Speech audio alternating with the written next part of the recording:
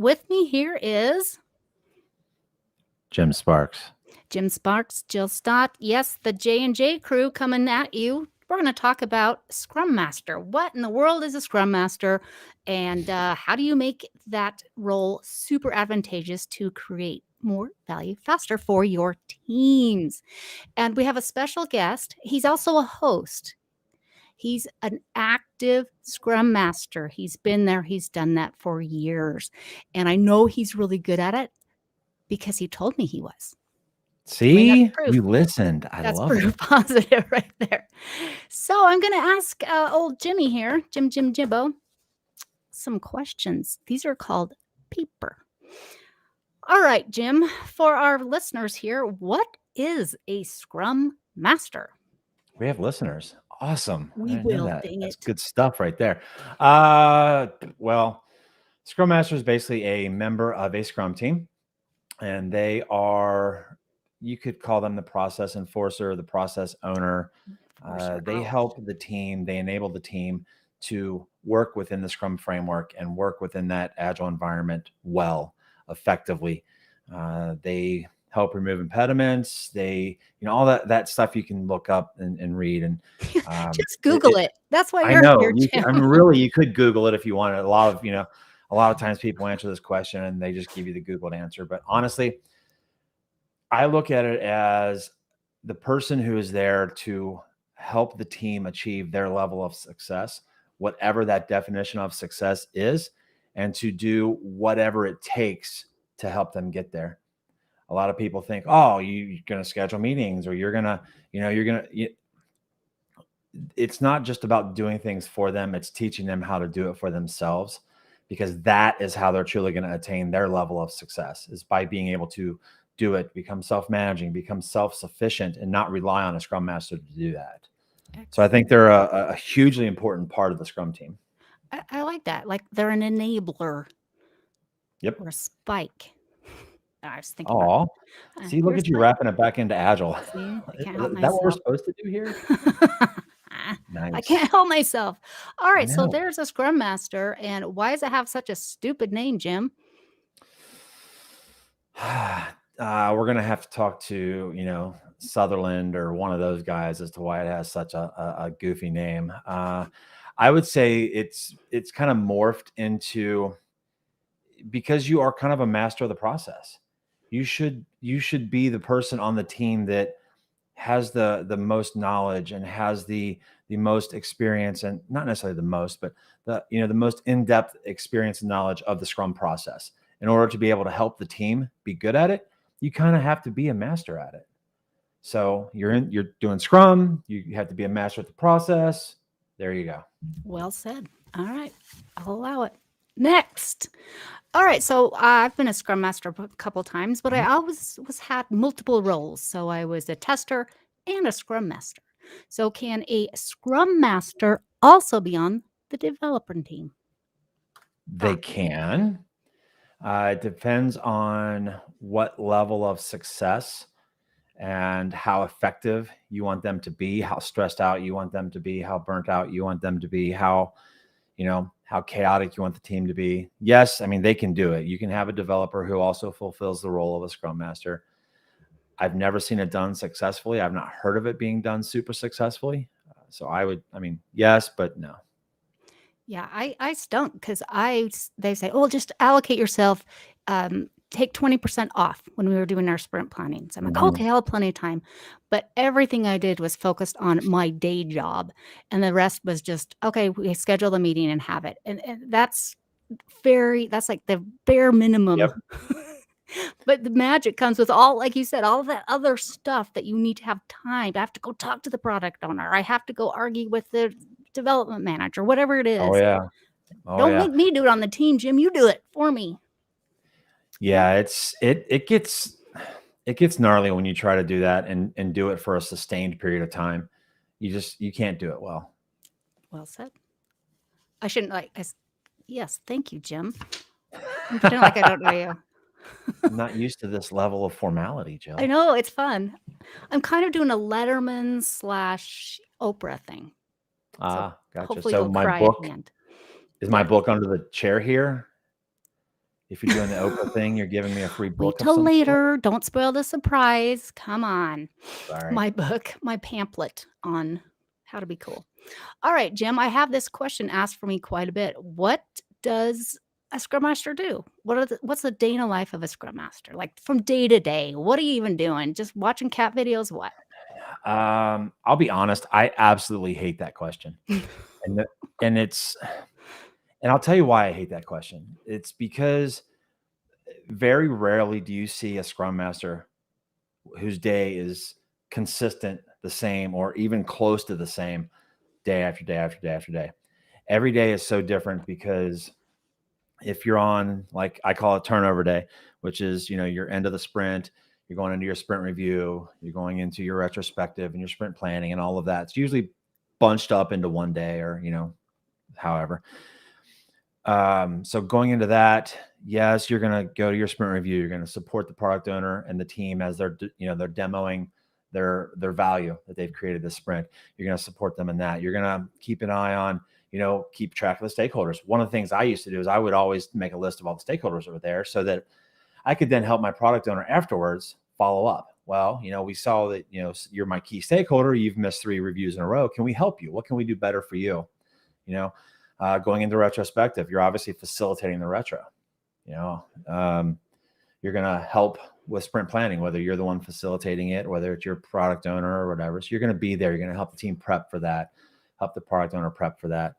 But beyond that, you're prepping for retros. I put a lot of time into my retrospectives. I take a lot of pride in them, getting them fun and fresh, and getting them to the point that they help the developers think about things from a different standpoint. So it takes time, so you're dedicating a lot of time to setting that kind of stuff up. Absolutely. Absolutely. I love that. Like very collaborative. It's collaborative. Mhm, I'm hearing you're preparing information for a collaborative session. You're mhm, talking with people. You're listening to people. When I asked that question, I realized it's kind of insulting. Like just the question itself. Well, what does a scrum master do during a day? You don't ask mhm. that about the developers. What do you even do all day? You know, True. there's an inherent, I think, some bias, like because I don't understand this process role and how amazing it could be. So I just Well, and noticed that that. a lot of that falls into the fact that as a scrum master, personally, I feel, there's always a percentage of my mental energy that is spent on validating the role. It's a Mm, very misunderstood role, I believe. And there's a lot of time you have to spend on validating the fact that you need a scrum master. And that validation usually comes when you're not there.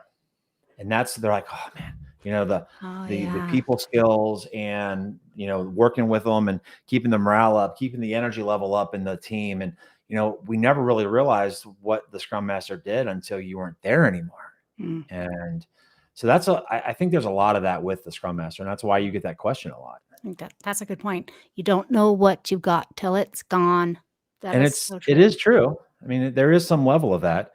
Um, Coaching the product owner, helping them understand their role, coaching the development manager, making sure that they aren't micromanaging the development team, making sure they understand the process. So you don't just say, hey, I need this done 2 days before the sprint. And it wasn't anywhere to be seen in sprint planning. So coaching them with that, helping the developers, work with third-party vendors. I mean, there's so much stuff that you do that people just don't realize. It's a huge role, and when sometimes I'll go into an organization like, "Oh, we can't afford to have these," and I think to myself, "You can't afford not to, Yep. because there's 8 hours in a day and you're paying people to do whatever it is they're doing, and do you want 50% of their time, like, trying to chase issues down, trying to have these conversations, trying to actually create culture change? That doesn't seem Yep. like a very wise use of your awesome people." Well, and you also look at it from this standpoint of your developers, you want them to focus on creating the good stuff they're putting together. You don't want them up in the PMO department or up in HR making contacts and helping spread, evangelize the agile message. And you don't want them doing that. They don't wanna do that either. Exactly. I So you hate need someone that. to help that because a scrum master is not just the process, guy, girl, master for the team. They They they also are responsible for, helping change within the organization, helping support that transformative, agenda within the organization. And developers aren't going to want to do that. Mm-mm. And even if they No. are, they're usually too quiet to do it well anyway. Plus, they're busy. All right. Last question. Holy moly, we're flying through these. I know, right? We like to keep things short and sweet. Oh, this could be long, though. Uh-oh. What have been some of the biggest challenges that you've confronted or faced as a Scrum Master? Product owners and managers that don't understand their role within the agile world. Product owners that are working on learning their roles so that they can support the team and be good at what they're doing. Product owners that get confused between product ownership and product management, trying to help them sort through that. So those are probably some of the biggest obstacles I've seen when you get a little lower level down to the team.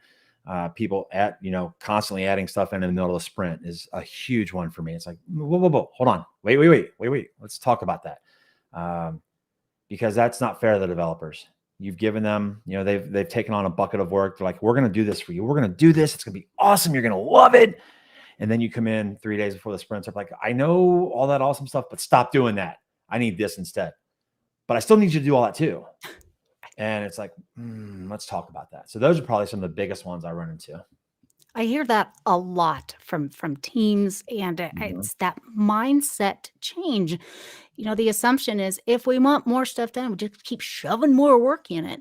But logically, you have diminishing returns. Less is done, quality suffers. And Yep. helping them see that for themselves. Like, you can talk till you're blue in the face explaining the problem with working that way. But until they're like, light bulb. Yep. Is that frustrating? Because sometimes I just want to do this, but I can't. I agree. job. I'm not a huge, I'm not going to be like, no, we can't add anything else in, because that's Right. unrealistic. But my biggest thing is the conversation. You want this done. I understand it's priority, something broke, production, whatever, but you have to understand there's a conversation. If you're saying yes to this, you're saying no to this. Accept that no. Accept the fact that you're going to put this other piece at risk, and you're okay with that. Cool. Let's go. Let's run with this. Excellent. That's my biggest thing. I just want to have that conversation, and we're all good. Perfect. The consequences. Know the consequences. Yes. Absolutely. And I heard someone told me once, say, instead of saying no, say not yet. Not Not yet. yet. We will, but not yet. All right. Well, excellent. Thank you. I'm going to share some of your thoughts with the people I train as well, and a coach. So we've heard it here, Mr. Jim Sparks. That's me. ScrumMaster extraordinaire, Ooh, entrepreneur. I got promoted today. I love it. Lover of turtles. I am right here. There's two of them right Turtles now. are cool. They are really an interesting beast. Surprisingly, the entire family, even though they don't take care of them like they said they would, they all still come in here because they like to watch them, which is weird. So I wanted a turtle, but when I was younger, I read the Tales of a Fourth Grade Nothing. And did you read that book? His little brother eats his turtle. And I'm just like, no, the emotional damage that would cause if somebody ate my turtle, it'd just be too much. I couldn't take it. Ours got out one day. I had a log leaning up I gave them a new log, and it was leaning up on the side of the terrarium. They just climbed up. And I looked down one day, and there's one sitting about 2 feet from my foot. And I'm like, oh man, how'd you get out of there? So I found them. They're okay. No turtles were harmed in the making of this video. Good. No worries there. Yeah. So. All right, everybody, let's wind this up. My name is Jill Stott and Jim Sparks. And thank you for watching the Jill and Jim podcast. We're still looking for a cool name, so if you have any ideas, let us know. And go thank your Scrum Masters. Go pat that person on the back, please. They've earned it. They've earned it. All right. Take care, everyone. Bye. Thanks, everyone.